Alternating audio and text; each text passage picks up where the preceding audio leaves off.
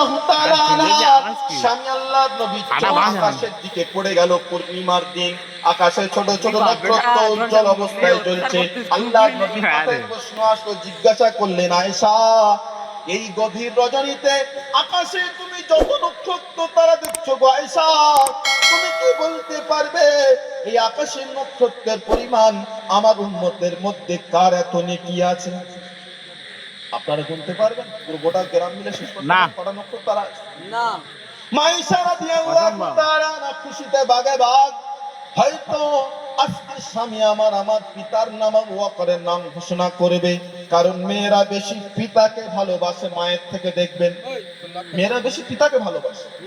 আল্লাহর নবী ডাক দিয়ে বলে, আয়েশা, এই গভীর রজনীতে যত নক্ষত্র আকাশে দেখছো গো আয়েশা, আমার উম্মতের মধ্যে একটা সাহাবী যার নাম হলো হযরত ওমর, এই ওমরের যতটা নেকি আকাশের নক্ষত্রের পরিমাণ নেকি আছে। জোরে বলুন সুবহানাল্লাহ। আয়েশা রাদিয়াল্লাহু তাআলা আনহার মনটা খারাপ হয়ে গেল, আমার পিতার নাম নিল না স্বামী। আল্লাহর নবী বুঝতে পেরেছেন, ডাক দিয়ে বলেন, আয়েশা, তোমার পিতা আবু বকরের নেকি আর আমার পুরো উম্মতের নেকি যদি এক পাল্লায় করা হয় গো আয়েশা, আর আমার আবু বকরের যদি এক রাতের নেকি এক পাল্লায় করা হয় গো আয়েশা, আমার পুরো উম্মতের নেকি থেকে আমার আবু বকরের এক রাতের নেকি পাল্লাটা ভারী হয়ে যাবে। যদি বলেন সুবহানাল্লাহ। আল্লাহ যদি মক্কা থেকে মদিনা হিজরত করে গিয়েছিলেন, আল্লাহ যদি আবু বকরের দরওয়াজার সামনে গিয়ে সালাম দিয়েছেন, লাব্বাইকা সাদাইকা বলে আবু বকর জবাব দিয়েছে, নবী আমি একা সজাগ নাই গো নবী, আপনার জন্য দুটো উটনি কিনেছি, আমি একটাতে চড়বো, আপনি একটাতে চড়বেন। সে উটনি দুটিও জাগ্রত অবস্থায় আছে। ইয়া রাসূলুল্লাহ, এখানে শেষ নয়, আমার ছোট মেয়ে আসমাও পর্যন্ত সফরের নাস্তা বানিয়ে দেওয়ার জন্য সজাগ আছে গো রাসূলুল্লাহ। আল্লাহর নবী হাত তুলে দোয়া করলেন, আল্লাহ, আবু বকরের আমার সাথে সফর মদিনা পর্যন্ত শেষ নয় গো আল্লাহ, আমার আর আবু বকরের হিজরতের সফর শেষ হবে জান্নাত পর্যন্ত গিয়ে। জোরে বলুন সুবহানাল্লাহ। তাহলে সাহাবীদের ফজিলত আমরা পারবো কুরবানিতে? সাহাবীরা সালাম দিয়েছে, আমরা পারবো কি? পারবো নি?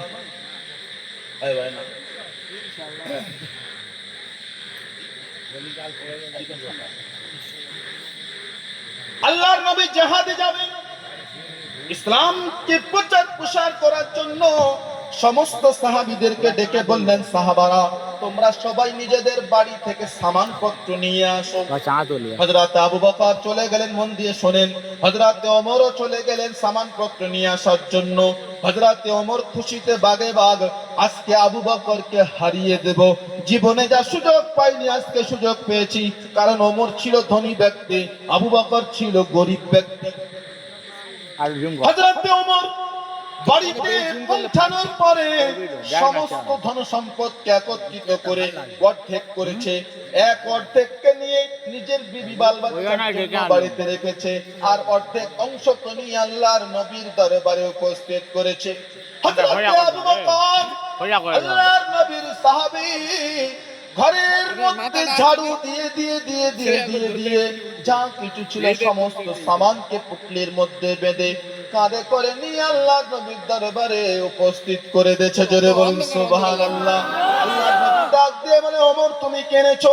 ইয়া রাসূলুল্লাহ, আমার ধন সম্পদের অর্ধেককে আপনার দরবারে এনেছি, অর্ধেক বিবাল বাচ্চার জন্য রেখে এসেছি।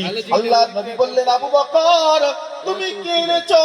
আবু বকর ডাক দিয়ে বলে, ইয়া রাসূলুল্লাহ, আমি আবু বকর গরিব মানুষ, এমন কোন ধন সম্পদ নাই গো নবী আমার। আল্লাহর নবী, আমি আবু বকর ঘরের মধ্যে ঝাড়ু দিয়ে দিয়ে দিয়ে দিয়ে যা কিছু পেয়েছি সমস্ত ধন সম্পদকে নিয়ে আমি আপনার দরবারে উপস্থিত করেছি গো নবী, আর আমার ঘরে আমার বিবি বাল বাচ্চার জন্য আমি আমার আল্লাহ আর তার রাসূলকে রেখে এসেছি। জোরে বলুন সুবহানাল্লাহ। আল্লাহ পাক খুশি হয়ে সঙ্গে সঙ্গে জিবরিল আমিনকে পাঠালেন, জিবরিল আমিন যাও আবু বকরকে আমার সালামটা নবীর মাধ্যমে পৌঁছে দাও, আর এটাও জিজ্ঞেস করে আসো, আবু বকর আমার সালামের প্রতি খুশি না নারাজ? আল্লাহর নবীর কাছে জিবরিল আমিন চলে গিয়ে, ইয়া রাসূলুল্লাহ, আল্লাহ পাক আবু বকরকে সালাম পাঠিয়েছেন। আল্লাহ পাক জানতে চেয়েছেন আবু বকর খুশি না নারাজ। আবু বকরকে যখন বলা হলো, আবু বকর কাঁদে আর বলে, নবী, আমি আবু বকর একজন জাহান্নামের আসামি ছিলাম গো নবী। আপনার কাছে আসার পরে, আপনার তিনি দাওয়াত গ্রহণ করার পরে গো নবী, আল্লাহ পাক আমার উপরে এত খুশি হয়েছে যে আল্লাহ পাক নিজে আজকে আমাকে সালাম পাঠিয়েছেন। জোরে বলুন সুবহানাল্লাহ। গানটা কার বলে দেখেছো তো? হ্যাঁ, ঝাড়ু দিয়ে দিয়ে দিয়ে দিয়ে। এটা কি মাহফিল? ডান্স আঙ্গাবার নাকি? না, ভাই চুপ করে আস। দুজন বললো সব চুপ করে আস। সবাই আল্লাহর নবীর মাহফিল তো, এখানে কার কথা আলোচনা করা হচ্ছে? আল্লাহর নবীর কথা। ক্বালান নবী সাল্লাল্লাহু আলাইহি ওয়াসাল্লাম, হাফাতিল মালায়েকাতু ওয়া নাযালাতিস সাকিনা। যেখানে আল্লাহ রাসূলের কথা, দ্বীনের কথা আলোচনা করা হয়, হাফাতিল মালায়েকা ফেরেশতা সেই অংশকে চিরে নেয়, ওয়া নাযালাতিস সাকিনা সেখানে আল্লাহ পাকের রহমত বর্ষিত হতে থাকে। জোরে বলুন সুবহানাল্লাহ। তাহলে এখানে বসে কি বদমাইশি করা যাবে? না, না, রহমতের মধ্যে আছি তো, ঠিক আছে ইনশাআল্লাহ, ইনশাআল্লাহ। তাহলে সাহাবাদের দানের কাছে আমরা পারবো না, আমাদের ঈমান খুব মজবুত, কিন্তু আমরা যতটা পারি নবীর জন্য জীবন দিতে হবে কি হবে না? যদি তোমার নবীকে একটু গালি দেয়, তুমি ছেড়ে কথা বলবে? যদি তুমি এড়িয়ে যাও, তাহলে তোমার মধ্যে ঈমানের কমজোরি, এটা বিশ্বাস রাখো মুসলিম না, বিশ্বাস রাখো। কারণ নিজের জীবনের থেকেও বেশি ভালোবাসতে হবে নবীকে, সেরাম বুঝি। হ্যাঁ, তাহলে আপনারা পাড়া প্রতিবেশী মাহফিল করেছেন না বাইরে কেউ করেছে? এটা তাই বারটা ফাঁকা কেন? ওটা কি অন্য লোক এসে বসবে নাকি? কালকে বলছি তাই তো, এইটা ঠিক কথা বলে। কারণ কালকে কিছু একটা আজ শুনলাম গজল প্রতিযোগিতায়, মেয়েদের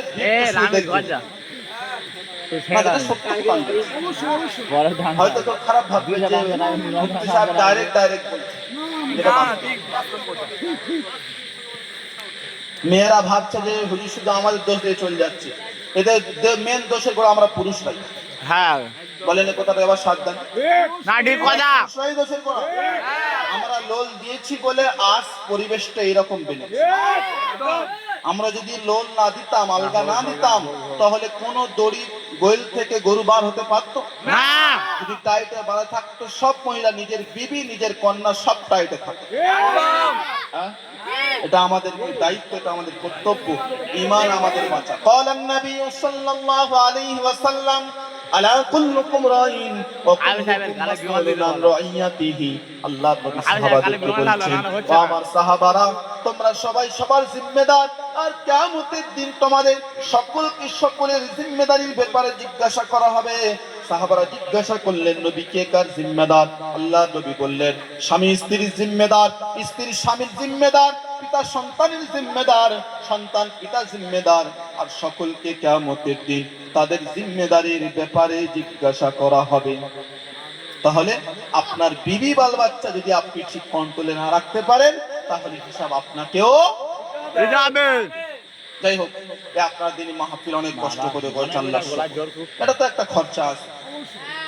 আমরা যারা আমাদের তো খরচা, তো আপনারা কি চান যে এই বর্ষা, এটা এই বছরই শেষ বন্ধ হয়ে যাক, না নবীজির দিনের খাতিরে আরো চলতে থাকুক? না, আমি একটা কথা বলি দিই, কোরআনে আছে, হাফেজ সাহেব আছে পাশে, যে যা মুখ থেকে বলবে সেটা করার উদ্দেশ্যে বলবে, করবো না মুখে বলবো না, করবো ইনশাআল্লাহ। কথা এবারে সাবধান, হাত তুলে কারা কারা করতে চান আগের বছরে এটা ইনশাআল্লাহ? না কি উদ্দেশ্যে? খাওয়ার উদ্দেশ্যে না করার উদ্দেশ্যে? হ্যাঁ, আল্লাহর নবীর সাথে মহব্বত বাড়ানোর উদ্দেশ্যে। কিয়ামতের দিন ইনশাআল্লাহ তাআলা এই সময়টা আপনার জন্য কাজে আসবেন। হয়তো আপনি কোনো গুনার কারণে জান্নাতে যেতে পারছেন না, সঙ্গে সঙ্গে মনে উঠবে এই রব্বুল আলামিন আল্লাহ অমুক দিন এই মুসিবতের সময় আল্লাহ আমরা পাড়া প্রতিবেশী মিলে একটা কোরআন ও হাদিসের মাহফিল কায়েম করেছিলাম, সেখানে আলেম ওলামারা এসেছিল, বক্তব্য রেখেছিল, আমরাও শুনেছিলাম, আমরা হাত তুলে হ্যাঁও বলেছিলাম যে আগামী বছর নবীজির এই মিলাদটা জিন্দা থাকবে। আল্লাহ তার পূর্বে তো আমি চলে এসেছি দুনিয়ার বুক থেকে বিদায় নিয়ে, ওই নেক কাজের নিয়ে বছিলায় আল্লাহ আমাকে জান্নাতে প্রবেশ করিয়ে দাও। আল্লাহ পাকের রহমত হয়তো জোশে এসে এই সাক্ষী দেওয়ার কারণে আল্লাহ পাক আপনাকে জান্নাতে প্রবেশ করিয়ে দেবেন। জোরে বলুন সুবহানাল্লাহ। তাহলে হবে ইনশাআল্লাহ, ইনশাআল্লাহ। তাহলে নবীর উদ্দেশ্যে ভালোবাসা আমরা কে কত দিতে পারবো বলুন? আবু বকর কি দেশে আর কিছু ভুলে গেছো? ও তোমরা তো হই হই হই হই লোক, চিল্লে দিলে সব ভুলে গেছে, ঝাড়ু দিয়ে দিয়ে ওমর অর্ধেক সম্পত্তি।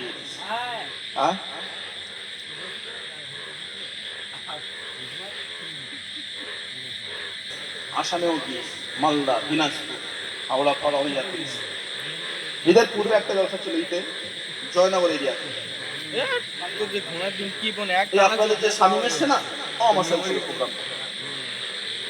দিনের প্রতি মহব্বত কার বলে ওকে জিজ্ঞেস করবেন, ও তো আপনাদের পরিচিত, কালকে থাকবে, জিজ্ঞেস করবেন কিরকম অবস্থায় লোক দিয়েছে, মুখতে বলতে দেয়নি দিয়ে দিয়েছে, এরকম অবস্থা।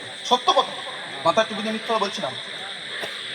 তা আমি আপনাদের কাছে বেশি চাইবো না, 3000 টাকা করে আমার 10 জন যুবক ভাই চাই, যারা 1 বছর ধরে নবীর ভালোবাসায় দেবে, কারোর উদ্দেশ্য না, নবীর জন্য দেবে এই নিয়েতে যে আল্লাহর নবী কিয়ামত দিন ইনশাআল্লাহ সুপারিশ করবে, আমরা জান্নাতে যাব। 3000 টাকা করে 10 জন বান্দা। আমি তো বড় বাঁশ নিয়ে আনলো, আমি ছোট বাঁশ নিই না, আমি ধরলে 20 নয় 50 ধরি, যেটা সত্য কথা। আমি বড় বাঁশ নিতে পছন্দ করি, ছোট বাঁশ নিই না আমি। কিন্তু তোমরা দেখি সব জন উগ্রপন্থী, তোমাদের দ্বারা হবে। আর আল্লাহ নবী বলেছে যুবকদের দ্বারা বেশি দিনের খিদমত হবে। এই জন্য 10 জন এদের মধ্যে তোমরা রেডি হও, জোয়ান ছেলে, বুদ্ধ বুড়ো, ওরা তো সিধা হতে পারে না, আমাদের সিদ্ধায় গেলে এই কোমর বেঁকে যায়, ও ঠ্যাং বেরিয়ে যায়, ওদের দ্বারা হবে না, ওদের দ্বারা পরে হবে, যা হবে ওদের দ্বারা। কিন্তু তোমরা এখন যুব, ওনাদের বয়স ঘুরেই গিয়েছে না বাবাই, আমি কি কথাটা ভুল বলছি? এখন আপনারা স্ট্রং হতে গেলে সময় লাগে, আর আমরা এক লাফ সিধা, কথা ঠিক কিনা?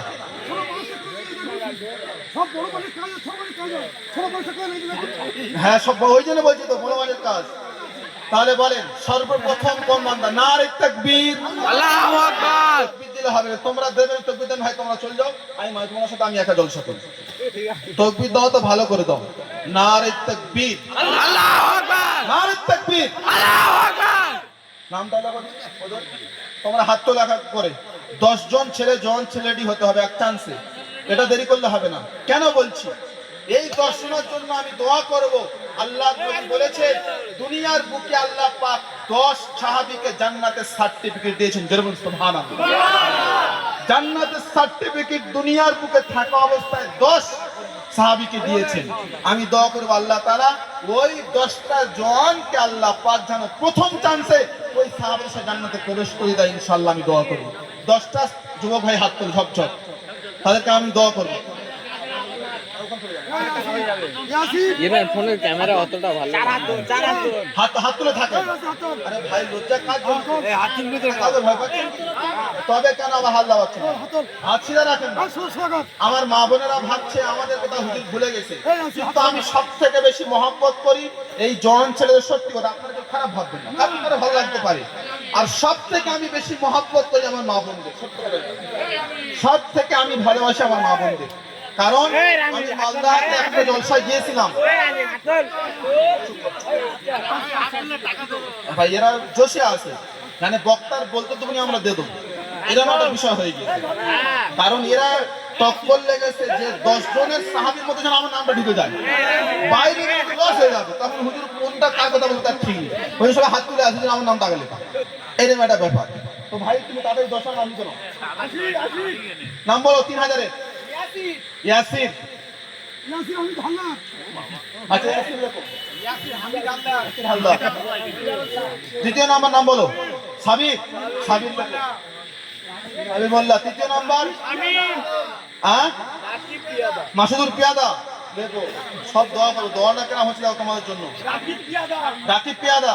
আচ্ছা বলো তারপরে মঞ্জুর আলম মোল্লা। না লিখতে পারেন, কম্পিউটার লাগবে আগের বছর থেকে, একটু ধৈর্য আল্লাহ দেবে। মঞ্জুর আলম মোল্লা। আচ্ছা আশিক। আশিক মোল্লা। হ্যাঁ না না না কেউ কারো নাম বলবো, যে নাম তার বলো, আমি দেখতে চাই ওই কোন বান্দা যে 10 সাহাবীর সাথে নিজের আখিরাত বানাতে চায়, এটা আমার দেখার উদ্দেশ্য। ওই জন্য আমি কি বললাম, যে তোমার 10টা কমপ্লিট করো, তারপর তোমাদের দোয়াটা কেমন করে দেখবে, তখন এরা আফসোস করবে। 6 জন হয়েছে, 7 নম্বর বলো কে বাদ আছো? হ্যাঁ 7 পিয়াদা। আল্লাহ কবুল করুক। নারে তাকবীর। 7 নম্বর হয়ে গেছে, 8 নম্বর। আরে 8টা জান্নাত। ও কটা জান্নাত? 8টা জান্নাত। 8টা জান্নাত। তাহলে কি জান্নাতে যাওয়ার ইচ্ছা নেই 8 নম্বর ব্যক্তিকে? আরে জান্নাতে ডাইরেক্ট ঢুকবে, 8 নম্বর কেউ নেই? জান্নাতে যাবে না? হ্যাঁ আমার দিকে শোনো, তোমরা তোমার কথা বলতে হবে না, তোমরা চুপ করো, আমি বলছি। 8টা তো জান্নাত। আরে ভাই শোনো, 8টা জান্নাত। আল্লাহ পাক জান্নাতকে বেশি বানিয়েছে। তাহলে জান্নাতে যাওয়ার কার ইচ্ছা নেই সে বলো দিনি? সবার ইচ্ছা জান্নাতে যাওয়ার। তাহলে 8 নম্বরটা কেন আটকাচ্ছে? 8 নম্বর কোন ব্যক্তি তার জন্য বেশি দোয়া করবে জানো, এটাও পায় ওটাও পায়। 8 নম্বর কেন নিজে বলো। নারে তাকবীর। নারে তাকবীর। নুরুল আমিন। নুরুল আমিন।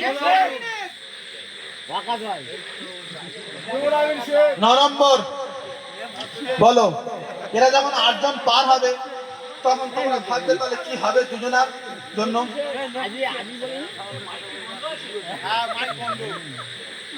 বন্ধ করে দিয়েছি।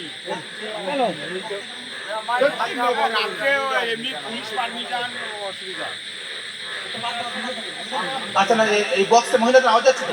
হ্যাঁ ও গেবে না না আমার মা বোনদের জন্য দোয়া করো। তুমি কেন তোর বাদ দিচ্ছ? তোমার বাদ দিয়ে দেবো। হ্যাঁ মা বোনদের বাদ দেওয়া যাবে না, ওরা আমার প্রিয় লোক, ওরা বসে আছে আমার দোয়ায় শরীক হবে আমি জানি। আমার মালদাতে এই শোনো কত নম্বর হলো? 8 নম্বর হয়ে গেছে, 9 নম্বর কেউ নেই? আমার বলতে হচ্ছে, এটা তো খারাপ লাগছে। 9 নম্বর নারে তাকবীর। তোমরা তকবীর যা দিচ্ছ মাইক্রো বোনেরা পেয়ে গেছে, মাইক্রো তুমি ভালো করে তাকবীর দাও। নারে তাকবীর। মেয়েদেরও ঘুম, ওরাও ঘুমিয়ে পড়েছে। 9 নম্বর কার নাম হলো? 10 নম্বর বলো। যে কোটা পূরণ করে জালে মাছ গুছিয়ে নিয়ে জান্নাতে চলে যাবে, 10 নম্বর কে আছে বলো? নারে তাকবীর। নারে তাকবীর। 10 জন ছেলে ছিল স্টেজের সামনে বসে, আর ছিল কি না ছিল এসে দিল বলে। 3 হাজার লিখলো নবীজির নামে। আল্লাহ তুমি কবুল করো শয়নে স্বপনে, দুনিয়াতে দিও বদলা আখেরাতে দিও কবুল। আল্লাহ কবুল করো আমাদের সকলের মনের বাসনা। আমিনো আমিনো আল্লাহ আমিনো আমিন। মোদের দোয়া কবুল করো রব্বুল আলামিন। যেন আল্লাহুম্মা আমিন। তোমাদের জোশ লেগেছে না লাগেনি? লেগেছে। 10 জন আমার জন ভাই পূরণ করে দিয়ে, ঠিক আছে? আশা পূরণ হলো, আমি দোয়া করব, দোয়া বাকি আছে। আচ্ছা এবারে বলো 2500 করে হচ্ছে দেবে। যে 10 জনতে বেরিয়ে গেছে হয়তো 3000 টাকা লিখিয়ে হয়তো তাদের জামা টেনে ধরে আসে, ঢুকতে হবে 10 জনের ভেতরে। আরে আল্লাহ জোশ আসলে 10 জনের জায়গায় 500 জন চলে যেতে পারে। আর পারে কি পারে না? আরে বিশ্বাসই নাকি আপনাদের? হ্যাঁ বিশ্বাস তো। আচ্ছা 2500 করে আমি 10 জনের কাছে চাই। সর্বপ্রথম কে আছো বলো? এক ঘাট কমিয়ে দিয়েছি, সবাই সমান। আচ্ছা ইমাম সাহেব বলছে 2 করে, তাহলে তোমাদের প্রতি দোয়া করছি আল্লাহ বদলা দুবার 2000 করে বলো। ও ভাই দুগাঁট করে, দুগাঁট করে কে দেবে? হ্যাঁ, আরে সর্বপ্রথম নাম কে দেখতে চাই। দেখো একটা উপকার শোনো, সর্বপ্রথম যে নাম লেখাবে, পরের যে নজন নাম লেখাবে, সেই নজনার সব এই প্রথম পাবে। আল্লাহর নবী বলছেন যে যদি কোনো একটা ভালো কাজ আবিষ্কার করে যায়, তারপরে যতজন সেই কাজটা করবে সকলের নাকি সেই প্রথম ব্যক্তিটা পেয়ে যাবে। জোরে বলুন সুবহানাল্লাহ। পরের 9 ব্যক্তির নেকির মধ্যে কোনো কমই করা হবে না। জোরে বলুন সুবহানাল্লাহ। সর্বপ্রথম ব্যক্তি 2000 টাকা কে দেবে বলেন? কারণ বলতে হবে, 2000 টাকা কে দেবে বলেন? কি হলো, আলোচনা হচ্ছে, 2000 টাকা দেবে না? এদের ইচ্ছা নেই। দেখো তোমাদের কেরাম হারাই, দেখো লজ্জায় কেরাম ফেলি। আমার মা মহিলারা, আপনারা সত্যি কথা সব থেকে প্রিয় আমার কাছের মানুষ। আমি মালদাতে একটা জায়গায় জলসা করছি, একটা মসজিদের উন্নতি করলাম। একটা মহিলা, এত লোক বসে, মেয়েরা বসেছিল বেশি, একটা মহিলা কাঁদতে কাঁদতে এসে বলছে, হুজুর আমার স্বামী দুনিয়ার বুক থেকে চলে গিয়েছে, আমাকে একটা কানের ঋণ করে দিয়ে গিয়েছে। হুজুর এই ঋণটা আমি আমার স্বামীর নামে দিয়ে দিলাম মসজিদের জন্য, আমার স্বামীর জন্য একটু দোয়া করে দেন, আল্লাহ তাকে জান্নাত পার করে দেন।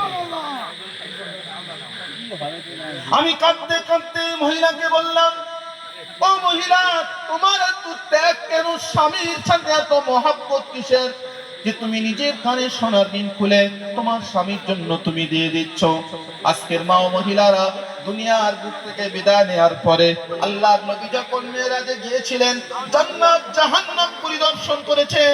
জাহান্নামে গিয়ে দেখতে মেয়েরা বেশি বেশি জাহান্নামী। আল্লাহর নবী জিবরিল আমিনকে জিজ্ঞাসা করলেন, ভাই জিবরাইল, মেয়েরা কেন বেশি বেশি জাহান্নামী? ও শোনো তোমরা, আল্লাহর নবীকে বললেন, জিবরিল আমিন, মেয়েরা দুটো কারণের জন্য সব থেকে বেশি জাহান্নামে যাবে। তার মধ্যে একটা হলো তাকফুরনাল আশিরা, তারা স্বামীর বেশি নাফরমানি করে। স্বামী যদি বলে তোমার কোলে একটু মাথা দিয়ে ঘুমাই, মেয়ে গরম দেখিয়ে বলে বাপ দিয়েছে টাকা দিয়ে বালিশ কিনে দিয়েছে, যতদিন বাপের বালিশ আছে ততদিন এই কোলের ওপরে তোর মাথা রাখতে পারবি না। যদি মহিলাকে বলা হয় একটা গ্লাস আমাকে পানি ঢেলে খাও, মহিলা বলে নিজের গোতর থাকলে নিচে ঢেলে খেয়ে নাও। আল্লাহর নবী বলছেন, মেয়েরা বেশি বেশি স্বামীর নাফরমানি করার কারণে জাহান্নামে যাবে। আর একটা কারণ হলো এরা বেশি লানতন করে, গীবত গিল্লা করে। আপনি এখানে একটা বদনাম ছড়ান, আপনি ওই গ্রামের অপর চূড়ানা যা পর্যন্ত ওই মহিলারা কানে কানে আওয়াজ এক গ্রাম থেকে অপর গ্রাম পর্যন্ত পৌঁছে দেয়, দেয় কি দেয় না? আমার মা ও মহিলারা, আপনারা আমার উপরে রেগে যাবেন না, দুঃখ করবেন না, কষ্ট পাবেন না। আমি হাদিসের কথা বলছি। মেয়েরা বেশি বেশি স্বামীর নাফরমানি করে, দ্বিতীয় লানতন বদদুয়া দেয়। কিন্তু দুটো ক্ষেত্রে যখন আপনি বেশি বেশি সাজদা করবেন, দান করবেন, আস-সাদকাতু তুতফিউ গাযবা রাব্বি, আল্লাহর নবী বলছেন, সাদকা যদি করে কোনো ব্যক্তি, কোনো বান্দা, কোনো বান্দি, আল্লাহ পাকের রাগ ওই বান্দা বান্দির উপরে কমে যায়, রহমতের জোশ বেড়ে যায়। আল্লাহ পাক তার রহমতের ছায়াতলে ওই বান্দা বান্দিকে রেখে দেয়। জোরে বলুন সুবহানাল্লাহ। মহিলারা, আপনাদেরকে বলবো, আপনারা এই দান খয়রাত সাদকা দিয়ে নিজেদের আমলকে আপনারা পরিশুদ্ধ করে নেন। নবীর প্রতি মহব্বত বাড়ান, নবীর বিবিদের প্রতি মহব্বত বাড়ান। নবীর বিবিরা স্বামীকে কিভাবে খিদমত করেছে, নবী হিসেবে কিভাবে ভালোবেসেছে, আপনারও সেরকম ভালোবাসেন। লক্ষ্মীমনের টাকা তো পেয়েছি, বন্ধ হয়, বন্ধ হয়ে গেছে। তোমরা লস্কর দিচ্ছ তো, আমি তোদের টাকাটা নেবো। এইসব লোকেদের দ্বারা কিছু করা যাবে না।